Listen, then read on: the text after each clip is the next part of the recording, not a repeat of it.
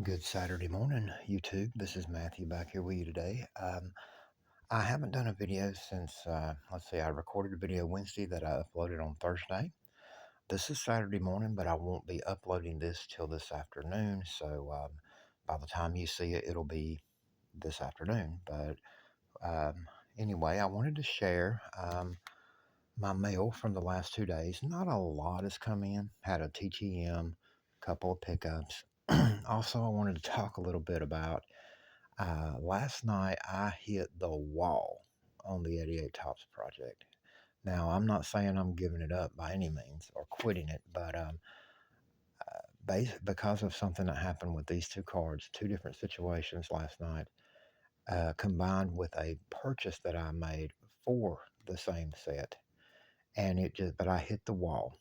And I was coming to that point with the couple of recent videos. If you watch my recent videos about the Sammy Stewart card for the 88 Top set, where I ended up buying an index card for right now and making uh, taking and turned into a signed cut and adding it to the set. Well, I'll get more into that later. First, I want to share the mail. This came in Thursday.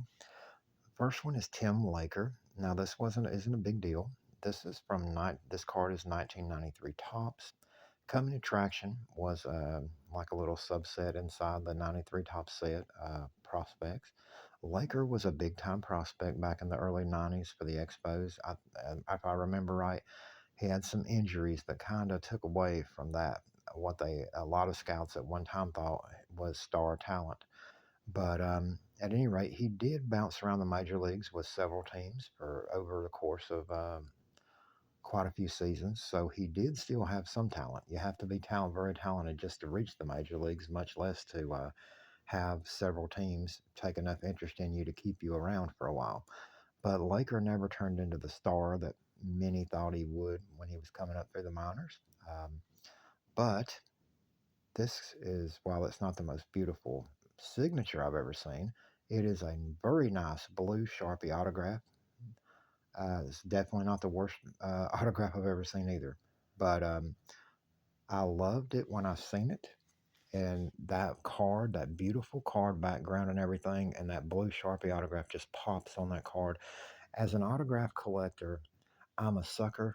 If it's a reasonable price, I'm a sucker, no matter who the player is, for a beautiful signature on a beautiful card. And that's what that is. And so I was able to get this. The seller I bought this from, this was an eBay purchase, and these two came in yesterday. This came in Thursday, but these three cards came from the same seller, and all of these cards costed me. This one right here, I think he had listed for $1. All of them were $1.70 something a piece. I added them to my watch list. I bought many cards over the years from this one seller, and he made me an offer. He'll usually make you an offer if you leave it there for 3, 4 days. He made me an offer like 10% off, and basically a dollar tax and all $1.50 because it's free shipping. He lists everything free shipping, so $1.50 free shipping. I was thrilled to add that to my collection. This will go in a binder. And one thing that gets me about, I remember reading scouting reports about this guy back when I was in high school. He was like one of the Expos' top prospects back then. They really thought highly of him. He was a catcher, and he had a little bit of pop in his bat, but there was nothing in his minor league track record, as you can see right there, that would indicate star potential. But I remember all these scouting reports in like Street and Smith's magazine. A lot of you young people won't know what I'm talking about. There was a lot of magazines, and I used to have a subscription back then. My parents had got me for the Sporting News. I had Baseball Weekly. There was Baseball Prospectus newspapers that you could get, the weekly newspapers in the mail. I think Prospectus was maybe monthly. But then there was all these seasonal magazines like the Street and Smiths and stuff like that, like thick magazines that baseball preview each year. And there was all these prospect reports, and I remember reading about him, but he never turned into a star. But at any rate, for $1.50, that beautiful autograph on his beautiful rookie card. I also am a sucker as an autograph collector for signed rookie cards, so I'm happy with that for $1.50 for sure. All right, the other thing that come in on Thursday, this is Hall of Famer Rich Goose Gossage, my dad's probably, I don't know if he was my dad's favorite player when I was a kid, but he was definitely one of them. Hall of Famer. I've got many cards signed by Gossage. When I first got into collecting autograph cards, Gossage signed for free by the mail. He would sign one card for free by mail. And he signed a few cards years ago for me for free. And then, as more and more people, especially after COVID in 2020, more and more people got into the autograph collecting craze. He started charging $5 a card because so many people began writing to him that it was insane. And I think some of it might have to do with most Hall of Famers do charge to sign autographs. Gossage was one of the few that didn't. So Gossage started charging $5, which was very reasonable compared to what you could, that there's some common players that were charging more than that for a fee. And then as time more and more people started writing to him, he raised the fee to $10. So now, the last I looked, it seemed like in a group. The last I remember seeing anybody post, it was still he would sign a card for $10. But I'd heard some people say that they had got received papers back saying it was 20 now. It really wouldn't surprise me because Harold Baines, Andre Dawson, Dennis Eck, most of these guys, there's a lot of guys out there, Ryan Sandberg, they will sign for $10, but there's also a lot more. Like Nolan Ryan, $75, Carlton Fisk, $50. There's a lot of guys that are Hall of Famer. Jim Cott, I think, is 25 or might be 40. I can't remember now. And Cott was a guy that, you could get most time for free back, a decade ago. Now, he's a Hall of Famer, and that's different. But this I came across when I was looking for other stuff on eBay about a week and a half ago. I was looking at other autograph stuff like the 88 Tops Project. I was looking up other stuff, but somehow I came across this and it was listed. It surprised me because this is a very good card, is in very good shape, and it's an older set now. 83 Tops is not old to me, but it's a set from my youth. But to younger collectors today, that's an old set. Well, it surprised me because Gossage is a Hall of Famer. I know what he charges by mail to sign now, and this was listed at $7 or best offer. Well, you can't get Gossage to sign a card for $7 now. So I put it on my watch list, but I didn't buy it at that time because I was more in, looking for honestly cards for the 88 Tops project. And because I've got several cards signed by Mr. Gossage, even though I didn't have this one, I didn't jump on it. Well, after about 2 days of it on my watch list, one day my phone buzzed and I looked at my phone and I had a notification that the seller had made me an offer of $6. So I logged into eBay and bought the thing. I wasn't going to turn down a Hall of Fame, beautiful blue autograph of Goose Gossage. I mean, Hall of Famer signature uh, for $6. And it came in Thursday. I put it in a magnet one touch. I've got it in a team bag now. I haven't sealed it, but before I put it in a box of since it's not slabbed, it's not graded by anybody or authenticated by anybody. I put it in the magnet one touch. I put it in a team bag like that. I do all my graded cards and authenticated cards that way as well. So that way, when I'm looking through my collection and enjoying my collection and handling the cards, I don't scuff up or accidentally get scratches on the magnet one touch or the holders because the team bag protects from scuffing. But I was thrilled to get that for $6. You can't beat that for a Hall of Fame player. Which will bring me to another point about me hitting the wall on the 88 Tops project here in a minute. Then there was yesterday's mail. And first, I'll tell you about these two. These were, I done mentioned, were cheap pickups. Both of these together, I bought these two at the same time. It was just a tax and all, just pocket change over $3. Lou Collier, who was a top prospect back in the mid 90s for the Pittsburgh Pirates. Terrence Long, who was a top prospect in the mid 90s, early to mid 90s for the New York Mets. Both of these guys are common players today. You guys that love to collect top prospects today, the younger collectors out there that are all about the hype, back in the 90s, these two guys had a lot of hype coming up through the minor leagues. They were on every top 100 prospect list, and there was a lot of collectors. Back in those days, you got to realize this is a die cut, which to me is a beautiful card. It's no big deal today, but back in the 90s when Upper Deck introduced these die cut cards like that, oh man, that was new to the hobby, and collectors loved them. And top prospect, you know, in those days, there were people that prospected too. When I was in high school, my parents had got me subscriptions to the Sporting News, Baseball Weekly. These were weekly newspapers that were about this thick, like a book, that came in your mailbox at home. And I got the Sporting News, Baseball Weekly, Baseball Prospectus, and then there was a seasonal. Every spring there was a new Street and Smith's thick magazine. There was a baseball almanac that thick.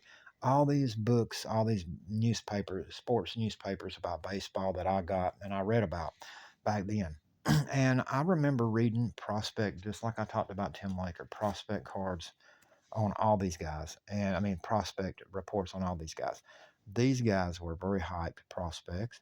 Neither of them turned into stars, just like Laker didn't. But Collier did have a very good career I mean, to be honest with you, no more.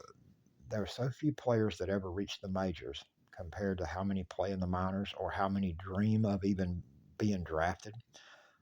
He had a career that lasted many years as a utility player, and and this was, a very beautiful card and signed beautifully in blue Sharpie on the side right there. And as an autograph collector, again, sucker for the beautiful signature and at the cheap price, less than, $1.50 a card. I had to add these to my collection. These will go in a binder album, but still had to add these to my collection. Terrence Long, beautiful autograph, and the perfect spot on that card and that beautiful blue sky background. Both of these to me, they were. This is, and actually this card too. I'll just say, common players, yes, but the things that appealed to me that made me want to add these to my autograph collection. One, rookie card, basically prospect cards, the same as a rookie card, you could say, but the cards are all beautiful, beautiful background, beautiful everything. The die cut on that one, beautiful blue Sharpie signatures that just stand out and pop off those cards. So gorgeous. The cards are in good shape, and the price was right. So you can't complain about that. Just thrilled to add those to my collection for that cheap price. Now, on to the last of my mail yesterday. Mr. Rasmussen signs for free by mail, so I got these cards signed for the price of two stamps, nothing more. A stamp mailing to him and a stamp coming back to me. As I said, you send a return, a stamped address, self-addressed returned envelope. I needed this card signed for the 88 top set, and I had even told him in the letter he could keep these if he wanted. I needed that. Now, this is the 88 top set, but I'd already got that one signed by him years ago when I'd sent it with a couple of other Yankee cards, I think, and he had signed for me. In the set, I actually have this in blue Sharpie. I'll compare it to make sure, but I'm pretty sure it's in blue Sharpie, and I will keep it in the set. That will go into a binder album. This is 1991 score, 90 Fleer, and that's the 88 Tops traded set where you got traded from the Reds to the Padres. I needed that for the set. So that puts us up to 74 cards autographed out of 132 for the traded set. And we're at 498 out of 792 for the main set. And that was my TTM. And that brings me to the last thing I want to talk about in this video. I hit the wall last night, and what made me hit the wall was these two cards. Am I giving up the 88 Tops project? By no means. Right here, I want to show you right here. We've got, this is the box right now. I took the lid off, but this is a 5,000 count box. But it's right now houses the 88 Tops project. Except for I've got another smaller box that's got like some box bottoms and stuff like that that are uncut in it and things. Everything in those two lines is all autographed. All this is slabbed Hall of Famers and such, and deceased players that were tough to get that I bought slabbed. The back row, there's a little white card in the middle. The back of that row right there is traded set. It's all autographed. The front right here is about 50 cards that are not autographed yet. And this row right here is the last of what is not autographed for the 88 top set. So that doesn't look like much one row, but it is it is a little more than 200 cards, because it's actually 294 cards. But of those 294 that take away the checklist, I have a lot of TTMs out that some of which may not ever come back. They're players that are hit or miss, but I've wrote to as many as I thought possibly I could get by mail, and see some of them come back. Rasmussen, this has been out since about August, so it came back, yesterday. You never know. I wasn't going to buy one, in a Facebook group or on eBay or COMC or anything until I waited at least a year. So this project is going to take a while. That's why I said in my last video, I will be doing a lot of videos about stuff that has nothing to do with that project. That's why I've got different playlists on my channel. But these two cards here, last night I won an auction. It was actually, no, I won the auction Thursday night. There was a autograph. I did not have Harold Baines for the set. Uh, I, I, Baines will sign by mail, but he charges $20, and I don't consider Baines nowhere near as good as a guy like this, so I didn't want to pay $20 for his autograph by mail. Well, I'm glad I never did, because I was able to, and it hasn't come in yet. It'll come in soon. I'll share it in a video. There was an auction on a Beckett authenticated Harold Baines autographed 88 Topps card. I won the auction for a bid of $8. Now the shipping was $5 or $4.90 something cents, I think, and then tax and all. When I paid for it, it was $14.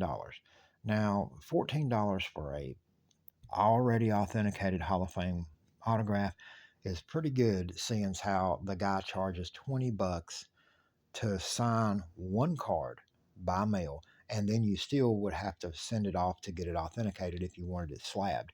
And I got one already slabbed. Yeah, Beckett is basically going under right now as a company, but their autographs, authenticity, there's still no doubt about it. They're legit. So to add to the collection, I was fine with that. As for what caused me to hit the wall, like I said, I got an autographed Hall of Fame player already authenticated in a slab for $14 on Thursday night. So last night, somebody had listed an autographed card of this card autographed on eBay 3 days ago. The auction was ending last night. There was 6 watchers, including myself. Starting bid $19.99 plus $4 and something shipping. So basically, a starting bid would have been a shipping and all, tax and all, $25. Just say rounded off $25.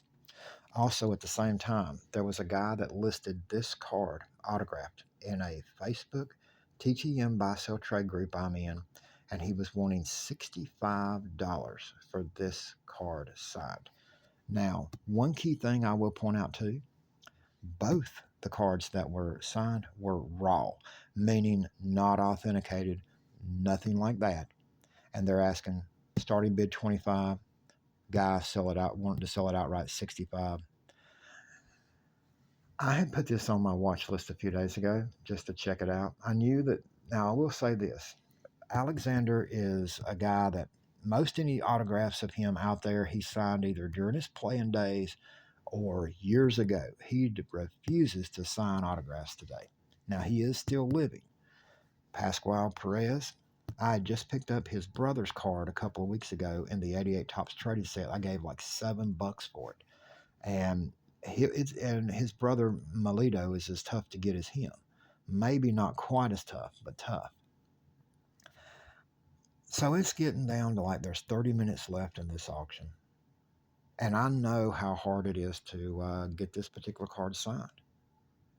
So I logged back into eBay on my phone because I'd got the notification, that it was going to be ending soon. And I look at it, nobody's bid on it yet, but that's typical auctions. Usually people wait till the last minute. There's too many watchers. I knew somebody would bid at least the 1999 starting bid. And so I'm thinking, do I want to go ahead and make a bid? And if so, how much am I willing to give for this card? And then it just hit me. That's sad when you just won an auction for a encapsulated, authenticated Hall of Famer Harold Baines. Tax and all, you paid $14, and this guy, it was a scribble too. So I thought, let me look real quick before I make a bid. Let me pull up, do some quick research. So I look up Perez's autograph card examples. I found one that was authenticated in a Google search, and the autograph, it was a 1984 Tops card of him, and it was autographed. And the 88 Tops one that was in auction on eBay was like just a real big bunch of scribble in blue Sharpie down here at the bottom. There was no detail.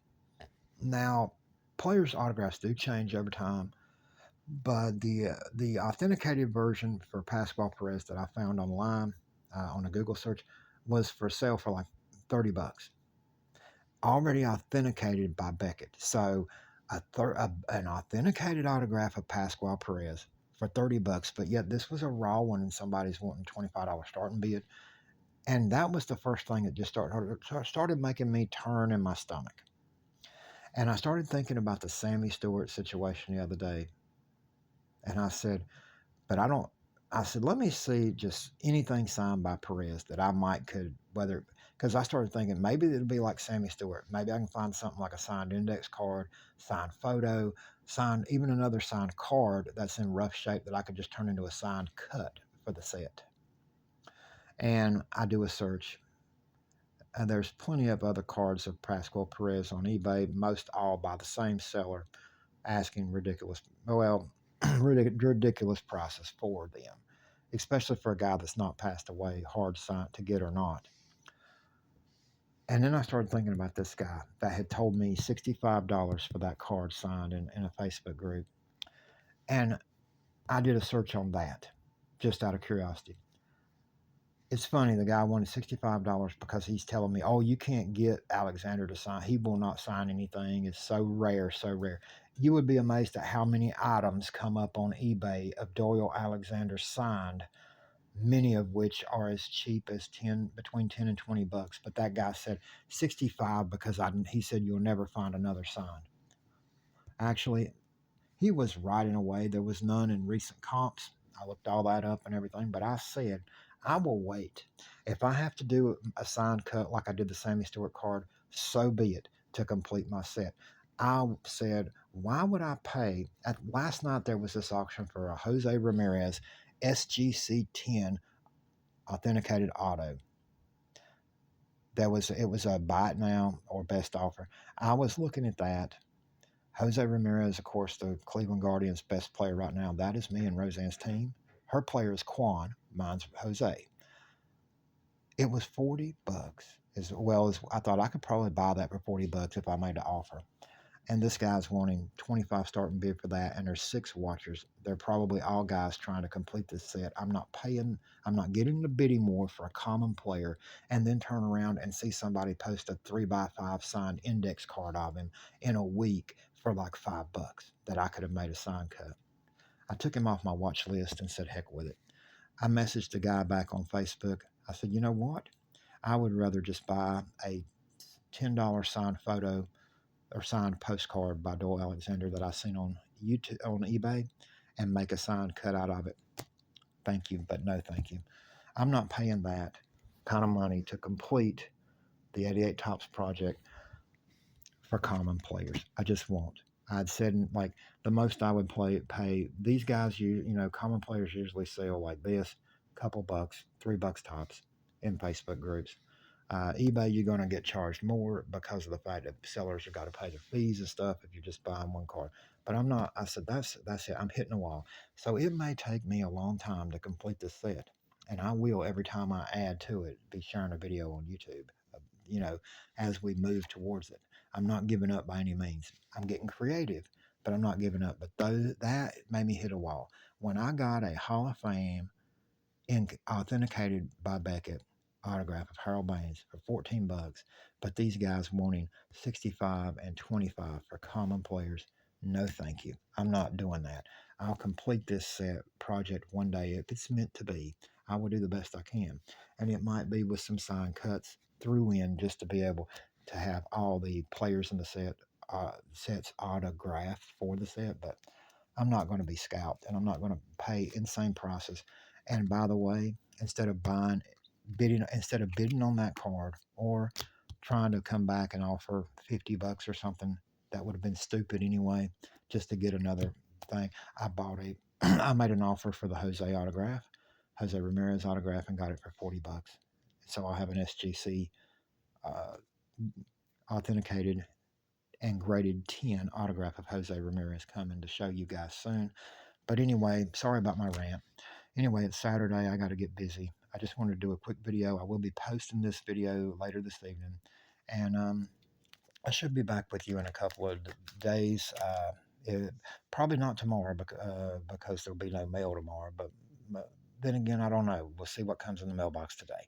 But thank you all for watching. Be back again soon with more videos.